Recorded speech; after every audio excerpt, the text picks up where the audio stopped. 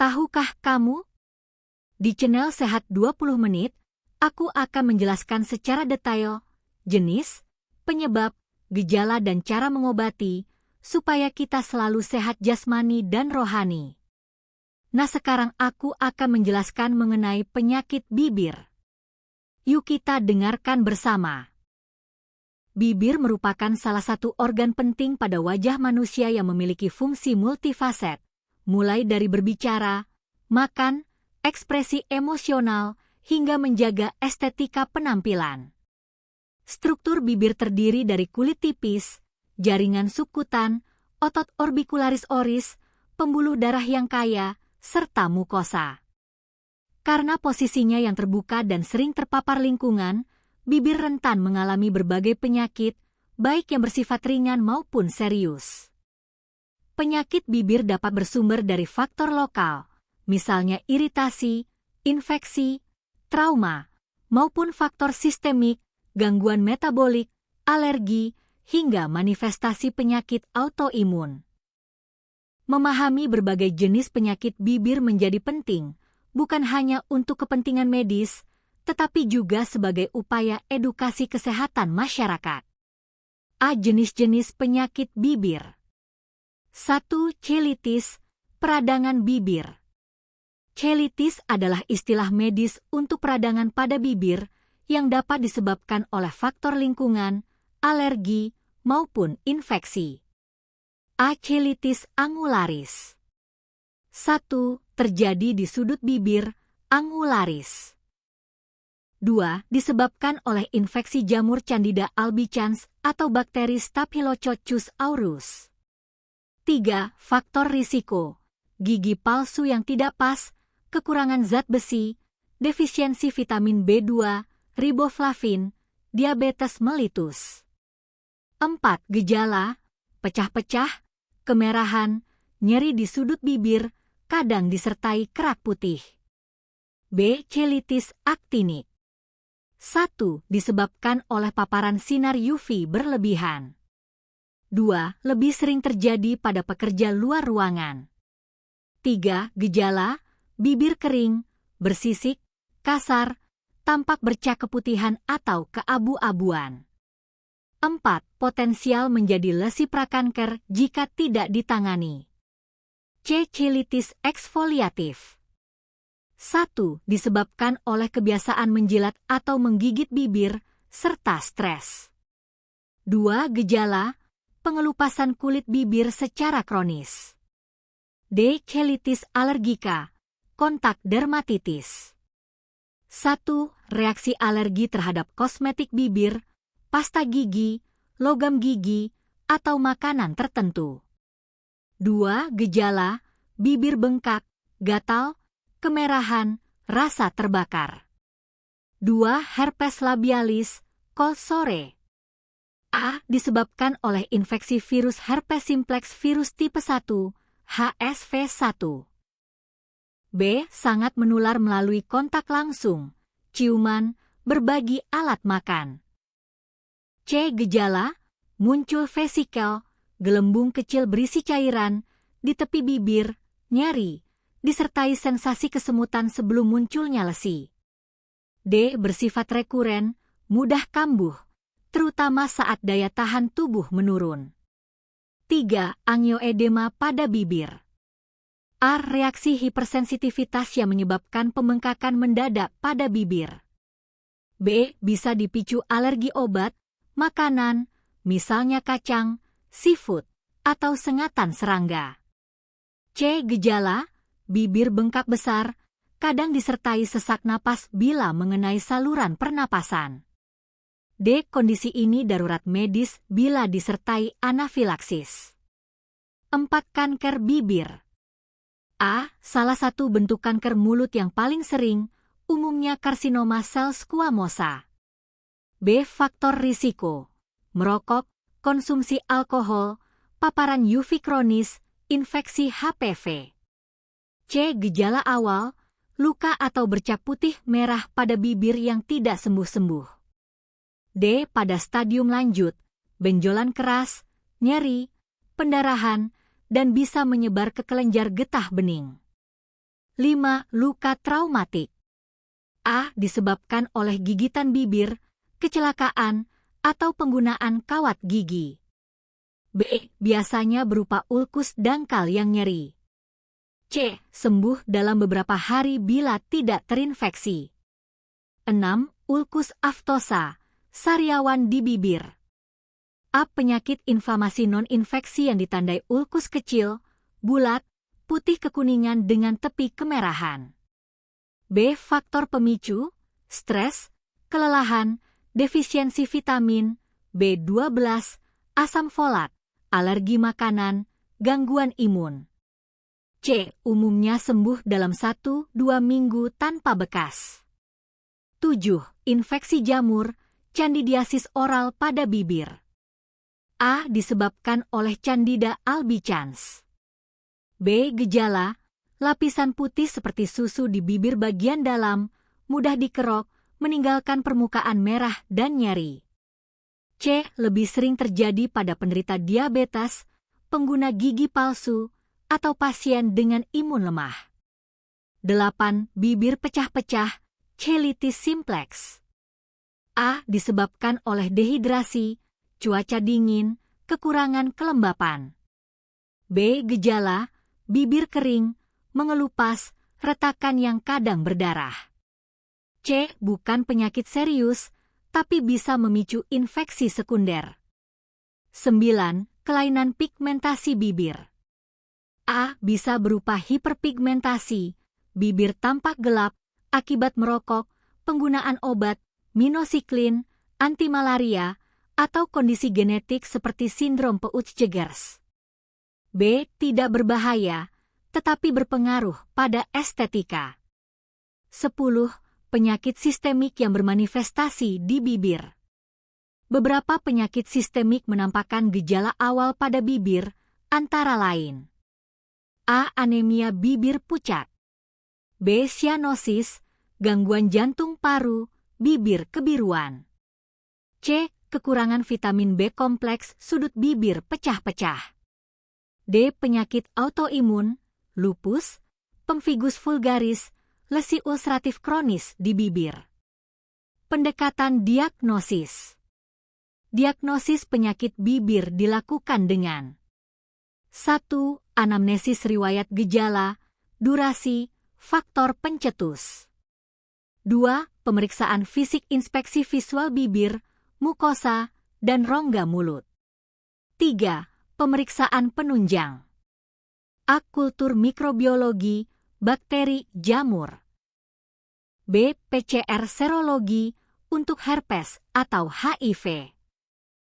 C. Biopsi untuk lesi mencurigakan kanker.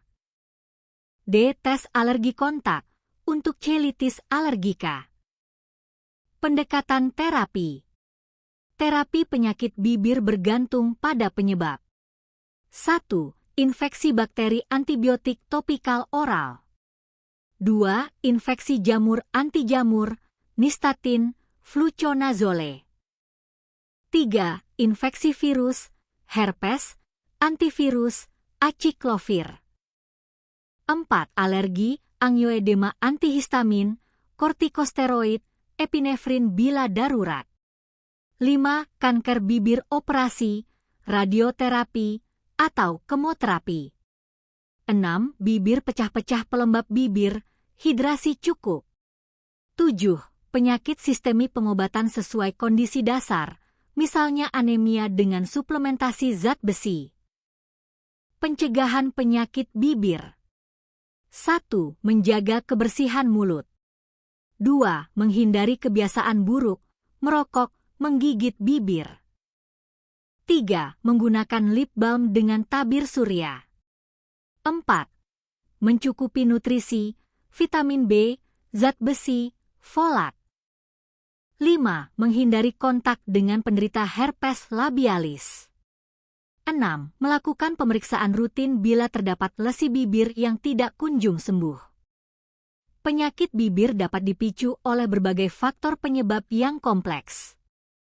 Faktor tersebut dapat berasal dari lingkungan eksternal, ekstrinsik, maupun dari dalam tubuh, intrinsik. Interaksi antara keduanya seringkali menentukan timbulnya penyakit tertentu. Dalam karya ilmiah ini, akan dijelaskan secara detail penyebab penyakit bibir berdasarkan klasifikasi etiologis, mekanisme patofisiologi, serta kaitannya dengan kondisi kesehatan umum. A. Anatomi singkat bibir. Bibir terdiri atas beberapa lapisan utama. 1. Kulit tipis yang memiliki sedikit kelenjar minyak sehingga mudah kering. 2. Vermilion border, batas merah bibir, dengan banyak pembuluh darah kapiler. 3. Mukosa bibir bagian dalam yang mirip dengan lapisan rongga mulut. Keterbatasan kelenjar sebasea, paparan lingkungan, serta suplai vaskular yang kaya menjadikan bibir lebih sensitif terhadap perubahan lingkungan, infeksi, dan trauma. B. Klasifikasi penyebab penyakit bibir. Secara umum, penyebab penyakit bibir dapat diklasifikasikan menjadi 1. Faktor infeksi bakteri, virus, jamur, parasit. 2. Faktor fisik dan lingkungan trauma, radiasi, cuaca, polusi. 3. Faktor kimia bahan iritan, kosmetik, obat-obatan. 4. Faktor alergi dan imunologi reaksi hipersensitivitas, autoimun. 5. Faktor nutrisi dan metabolik defisiensi vitamin, mineral, gangguan sistemik. 6. Faktor kebiasaan dan gaya hidup merokok, konsumsi alkohol, kebiasaan menjilat bibir. 7. Faktor neoplastik, keganasan, perubahan seluler akibat mutasi genetik. Setiap kategori akan dijelaskan secara detail berikut ini. 1. Penyebab infeksi. A. Infeksi bakteri. Beberapa penyakit bibir disebabkan oleh bakteri, terutama 1. Staphylococcus aureus sering menyebabkan cheilitis angularis, radang di sudut bibir. 2. Streptococcus spp menimbulkan impetigo dengan lesi berkerak kekuningan. Mekanisme: bakteri masuk melalui luka kecil atau kulit bibir yang pecah, berkembang biak, lalu memicu reaksi inflamasi. B. Infeksi virus. 1. Herpes simplex virus tipe 1, HSV1, penyebab utama herpes labialis, kol sore. Virus ini berdiam di ganglion saraf trigeminal dan dapat kambuh saat imunitas menurun. 2. Human papillomavirus, HPV, berhubungan dengan kanker bibir. 3. HIV/AIDS memicu infeksi oportunistik pada bibir. Mekanisme: virus menyerang sel epitel bibir, merusaknya, dan memicu respons imun yang menimbulkan vesikel, ulkus, atau perubahan sel abnormal. C. Infeksi jamur. 1. Candida albicans jamur oportunistik yang menyebabkan kandidiasis oral pada bibir. 2. Faktor predisposisi, diabetes mellitus, penggunaan antibiotik jangka panjang, penggunaan gigi palsu, atau sistem imun lemah. D. Infeksi parasit. Meskipun jarang, beberapa parasit seperti leishmania dapat menimbulkan lesi ulceratif di bibir, leishmaniasis mukokutan. 2. Penyebab fisik dan lingkungan. A. Trauma mekanik. 1. Gigitan bibir sendiri. 2. Luka akibat kecelakaan. 3. Gesekan kawat gigi atau gigi palsu. Mekanismenya adalah kerusakan jaringan epitel bibir yang menimbulkan luka atau ulkus. B. Cuaca dan iklim. 1. Udara kering dan dingin menyebabkan dehidrasi bibir-bibir pecah-pecah. 2. Paparan angin kencang mempercepat hilangnya kelembapan bibir. C. Radiasi sinar UV. 1. Paparan sinar ultraviolet berlebih, terutama pekerja luar ruangan, dapat menyebabkan cheilitis aktinik, suatu kondisi rak kanker. 2. Radiasi UV merusak DNA sel epitel, mengubah mekanisme perbaikan sel, dan meningkatkan risiko kanker bibir. D. Paparan panas atau dingin ekstrim. 1. Minuman panas dapat menimbulkan luka bakar. 2. Paparan dingin ekstrim dapat menimbulkan frostbite pada bibir. 3. Penyebab kimia. A. Bahan kosmetik dan perawatan bibir. Lipstik, lip balm, atau pasta gigi dapat mengandung bahan kimia, misalnya pewarna, pengawet, parfum, yang menimbulkan iritasi atau alergi. B. Obat-obatan. 1. Isotretinoin menyebabkan bibir kering dan pecah-pecah. 2. Antimalaria, minocycline dapat menimbulkan hiperpigmentasi bibir. 3. Kemoterapi memicu ulcerasi bibir. C. Paparan zat kimia industri. Pekerja kimia dapat terpapar logam berat, asam, atau basa kuat yang menimbulkan dermatitis kontak pada bibir. 4.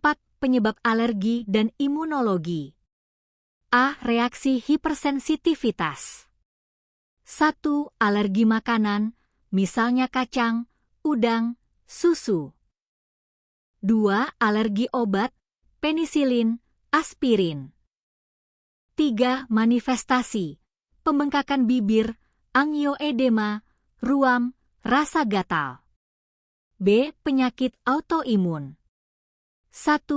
Lupus eritematosus dapat menimbulkan lesi ulceratif kronis di bibir. 2. Pemphigus vulgaris menyebabkan bula, gelembung berisi cairan yang mudah pecah. 3. Sjogren syndrome memicu kekeringan ekstrim pada bibir. Mekanisme. Sistem imun tubuh menyerang jaringan bibir sendiri, menimbulkan peradangan kronis dan kerusakan jaringan. 5. Penyebab nutrisi dan metabolik. A. Defisiensi vitamin. 1. Vitamin B2, riboflavin, menyebabkan angular cheilitis. 2. Vitamin B12 memicu ulkus mulut dan bibir pucat. 3. Asam folat meningkatkan kerentanan terhadap sariawan. 4. Vitamin C menyebabkan perdarahan gusi dan bibir mudah pecah. B. Defisiensi mineral. 1. Zat besi memicu anemia defisiensi besi yang ditandai bibir pucat dan mudah pecah. 2. Zinc memperlambat penyembuhan luka bibir. C. Gangguan metabolik dan penyakit sistemik. 1. Diabetes mellitus meningkatkan risiko infeksi jamur di bibir. 2. Penyakit jantung paru menyebabkan sianosis, bibir kebiruan. 3. Gangguan hati dapat memicu spider angioma di sekitar bibir. 6. Penyebab kebiasaan dan gaya hidup. A. Merokok. 1. Merusak jaringan bibir, mengurangi aliran darah, dan meningkatkan risiko kanker bibir. 2. Zat nikotin dan tar memicu pigmentasi bibir menjadi lebih gelap. B. Konsumsi alkohol. 1. Alkohol bersifat iritan, memicu dehidrasi, dan meningkatkan risiko kanker bibir bila dikombinasikan dengan merokok. C. Kebiasaan menjilat bibir. 1. Air liur mengandung enzim yang justru mempercepat penguapan air, menyebabkan bibir makin kering dan pecah. D. Kebiasaan menggigit atau mengupas bibir. 1. Menimbulkan luka traumatik yang dapat menjadi pintu masuk infeksi. 7. Penyebab neoplastik, keganasan. Kanker bibir berkembang akibat perubahan sel epitel bibir yang dipicu oleh berbagai faktor risiko. 1. Paparan sinar UV kronis. 2. Merokok dan alkohol. 3. Infeksi HPV. 4. Riwayat lesi prakanker yang tidak ditangani. Mekanisme. Kerusakan DNA mutasi gen onkogen dan tumor supresor proliferasi sel abnormal terbentuknya karsinoma sel squamosa pada bibir. Interaksi multifaktor. Penyakit bibir seringkali tidak memiliki satu penyebab tunggal, melainkan hasil interaksi berbagai faktor. Contohnya, 1. Seorang pekerja luar ruangan yang merokok dan kekurangan vitamin B2 akan lebih rentan terkena cheilitis aktinik atau kanker bibir. 2. Pasien diabetes yang menggunakan gigi palsu memiliki risiko tinggi mengalami infeksi jamur bibir. 3. Individu dengan stres tinggi dan kebiasaan menjilat bibir mudah terkena cheilitis eksfoliatif. Dampak penyebab penyakit bibir. Dampak yang ditimbulkan meliputi 1. Fisik, nyeri, kesulitan makan, bicara, dan infeksi sekunder. 2. Psikologis, rasa malu, gangguan percaya diri, stigma sosial. 3. Ekonomi, biaya pengobatan, menurunnya produktivitas kerja. 4. Kesehatan umum, penyakit bibir bisa menjadi tanda awal penyakit sistemik yang lebih serius. Pencegahan berdasarkan faktor penyebab. 1. Infeksi menjaga kebersihan mulut, menghindari kontak langsung dengan penderita herpes.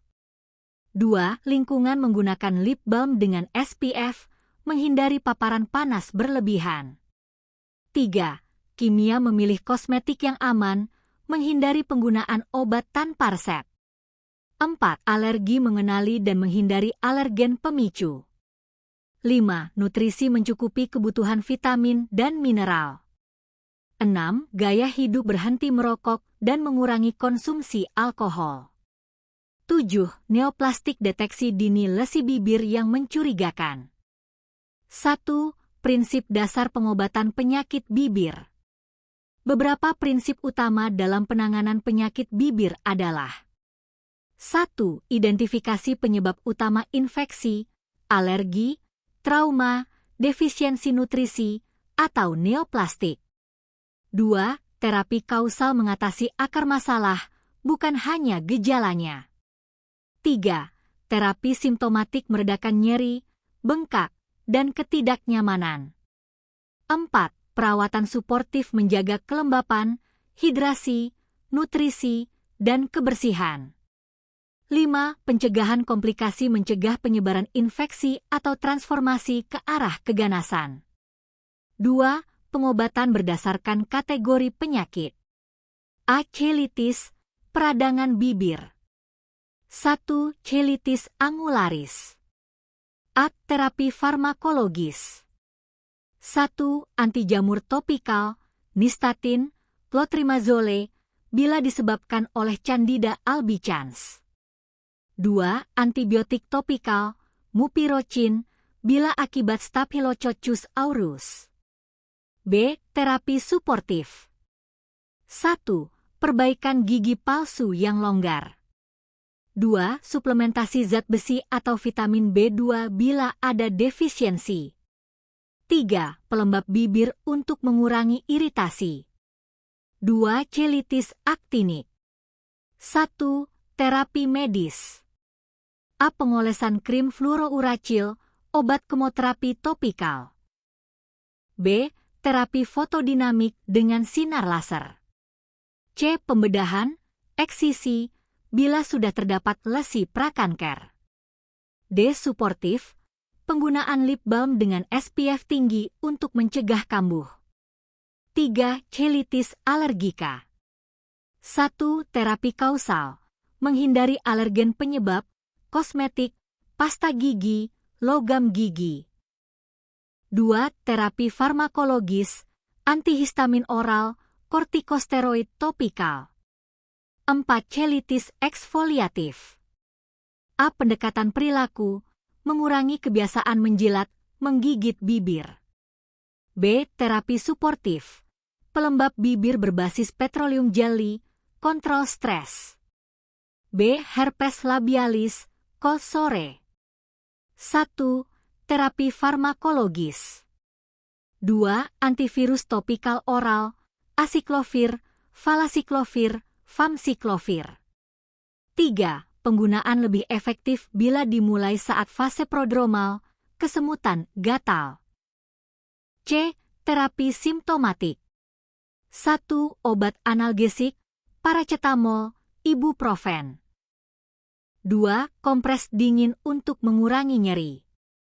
D. Terapi preventif. 1. Suplemen L-lisine kadang digunakan untuk mencegah kekambuhan. 2. Menjaga daya tahan tubuh, tidur cukup, nutrisi, kelola stres. C. Angioedema pada bibir. 1. Kasus ringan, antihistamin, cetirizine, loratadine. 2. Kasus sedang berat, kortikosteroid oral, intravena. 3. Kasus gawat darurat, anafilaksis, injeksi epinefrin intramuskular segera. 4. Pencegahan, mengenali dan menghindari pemicu alergi, makanan, obat, sengatan serangga. D. Kanker bibir. 1. Terapi utama. 2. Pembedahan, eksisi tumor. 3. Radioterapi. 4. Kemoterapi pada kasus lanjut, metastasis. E. Terapi suportif. 1. Rehabilitasi fungsi bicara dan menelan. 2. Konseling psikologis. Pencegahan, berhenti merokok, menghindari alkohol, proteksi terhadap sinar matahari. E. Ulkus aftosa, sariawan di bibir. Terapi farmakologis. Kortikosteroid topikal, triamcinolone acetonide. Obat kumur antiseptik, chlorhexidine. Suplemen vitamin B12, asam folat, atau zat besi bila ada defisiensi. Terapi simptomatik. Anestesi lokal topikal, lidocaine gel. Obat pereda nyeri oral. Terapi preventif. Menghindari stres, menjaga pola makan, menghindari makanan pemicu. F. Infeksi jamur, kandidiasis pada bibir. Terapi utama. Anti jamur topikal, Nystatin suspension, miconazole gel. Anti jamur sistemik, fluconazole bila kasus berat. Suportif. Menjaga kebersihan gigi palsu. Mengontrol diabetes. Menghindari pemakaian antibiotik berlebihan. G. Bibir pecah-pecah, cheilitis simplex. Terapi suportif. Penggunaan pelembab bibir yang mengandung petroleum jelly, lanolin, atau shea butter. Konsumsi air yang cukup. Hindari kebiasaan menjilat bibir. Terapi farmakologis tidak diperlukan kecuali ada infeksi sekunder. H. Kelainan pigmentasi bibir. Terapi kausal, berhenti merokok, menghentikan obat penyebab. Terapi kosmetik, krim pencerah bibir, laser pigmentasi. Kasus sindrom genetik, terapi lebih ditujukan pada penyakit sistemik. I. Penyakit sistemik dengan manifestasi di bibir. Anemia terapi dengan suplementasi zat besi atau vitamin B12. Sianosis, penyakit jantung paru, pengobatan sesuai penyakit dasar. Lupus, pemphigus vulgaris imunosupresan, kortikosteroid, azatioprine. Sjogren sindrom terapi kelembapan, obat imunosupresif. 3. Pendekatan non-farmakologis. Selain obat-obatan, pengobatan penyakit bibir juga melibatkan terapi non-farmakologis. 1. Perawatan mulut dan bibir. Menjaga kebersihan rongga mulut. Rutin sikat gigi dengan pasta gigi non-iritan. Menggunakan mouthwash antiseptik bila diperlukan. 2. Pola makan sehat.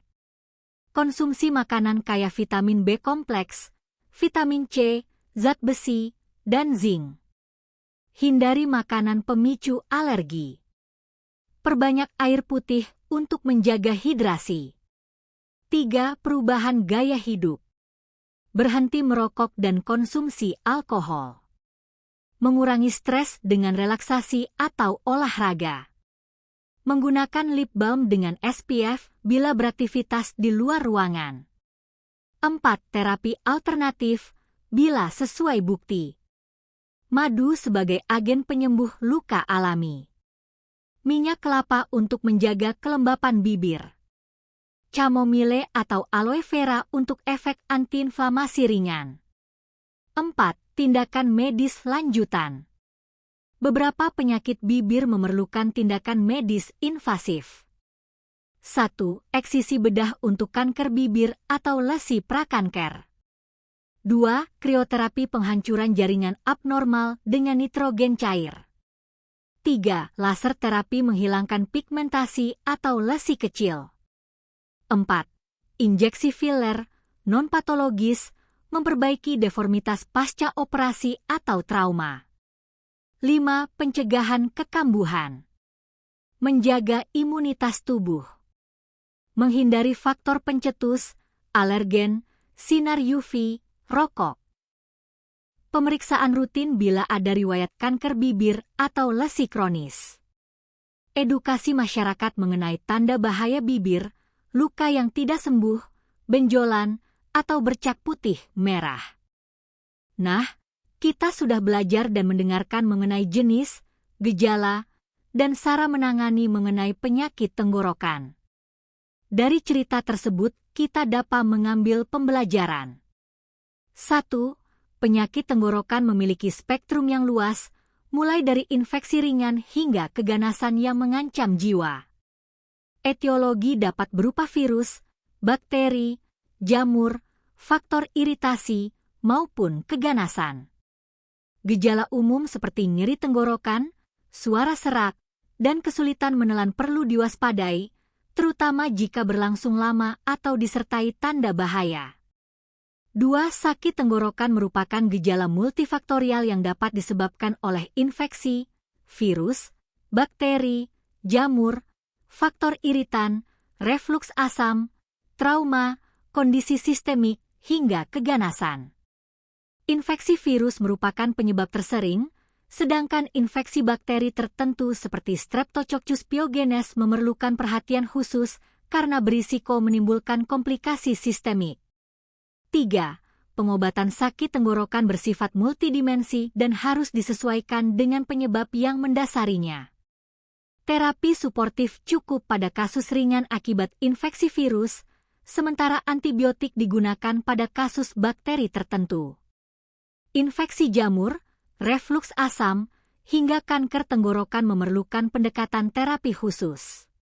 Intervensi bedah seperti tonsilektomi dan drainase abses diperlukan pada kondisi tertentu. Terima kasih sudah menonton. Semoga video ini bermanfaat. Jangan lupa support channel ini dengan like, komen, dan subscribe agar kita bisa terus berbagi pengetahuan bersama.